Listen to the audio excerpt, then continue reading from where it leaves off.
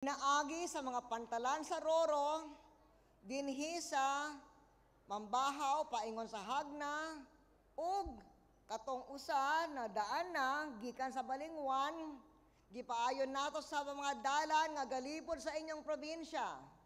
Ug tungod kay gipaayo nato ang infrastruktura, dali na sab ang pagbiyahe og turista. Ug murag ingon sab ni JJ, dili lang ang turista kundi lisab ang mga produkto. Ang mga produkto o dalawang pagkaon, dinhi, gikan sa mainland Mindanao, gikan pa sa General Santos, ingon ni JJ, o sa mga isa sa Visayas, busa, kanunay bastante ang pagkaon. Bisan pa, sa panahong daghan kaayo ang mga turista. Kini mga pantalan sa Roro, ang hinungdan sab nga miabot nga presko ang matamis ninyong lansones sa lain-laing syudad sa Luzon ug Visayas.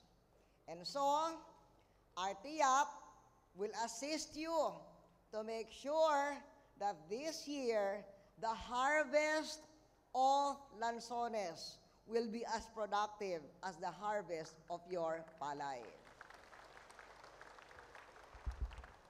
Apan, kinahanglan nga mas mukugi kita sa kamigin o sa tibuok nasod aron dili maabot ang world economic crisis dinhi sa kamigin o dinhi sa Pilipinas.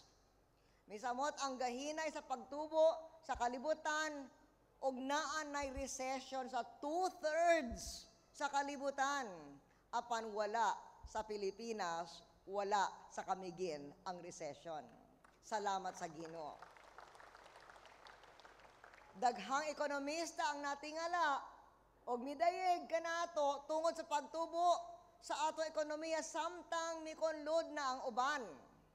Just for the new year, January 2, ang nagawa sa international television ang stable outlook sa China, Philippines ug Indonesia, the most resilient economies, strong currency, strong fiscal position.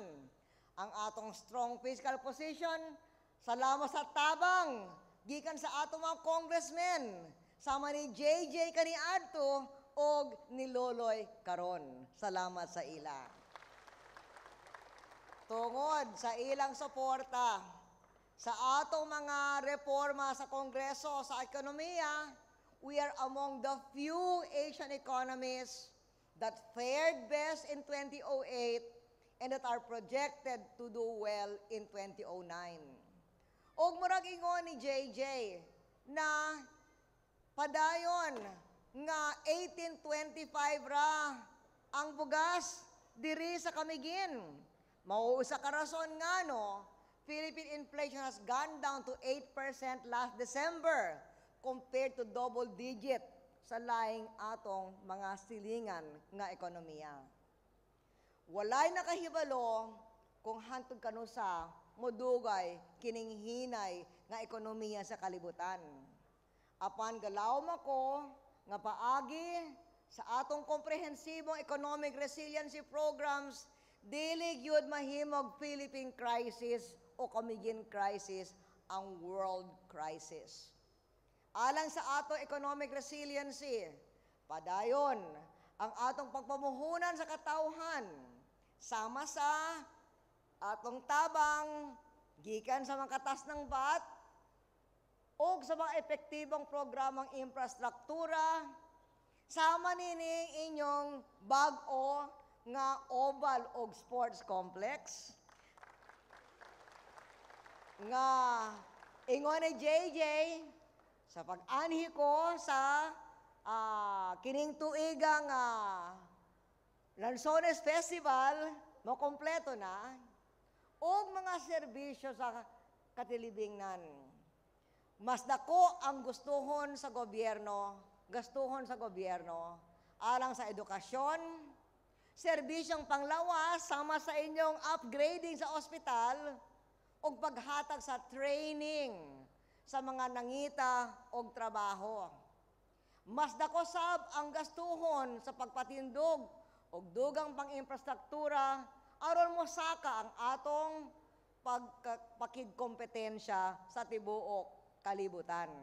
Labi na ang atong pagkompetensya sa turismo. So sa inyong birthday sa probinsya, ang akong hanyo kaninyo, nga ang katawhang kami gingon, nga ipadayon ang pagsalig sa atong kaugalingong kusog. Sige kita na nagiusa ug molantaw sa usa lang ka direksyon, ang direksyon sa stability o pag-uswag. Gipakita na og mga kamigingnon ang inyong abilidad sa pagsukol sa mga kalisod. Padayuna kining inyong kakugi na maoy hinungdan nga nakalingwas kamo sa listahan sa 10 poorest provinces og nahimo kamo middle class nga probinsya. Padayon nato ang pagkakugi, ang panagusa, aron moanhi ang adlaw nga dili ra middle class ang kamigin, kundili sa mahimo usa ka first world sa within the next 20 anniversaries. Daghang salamat ug salamat kanunay sa inyong suporta.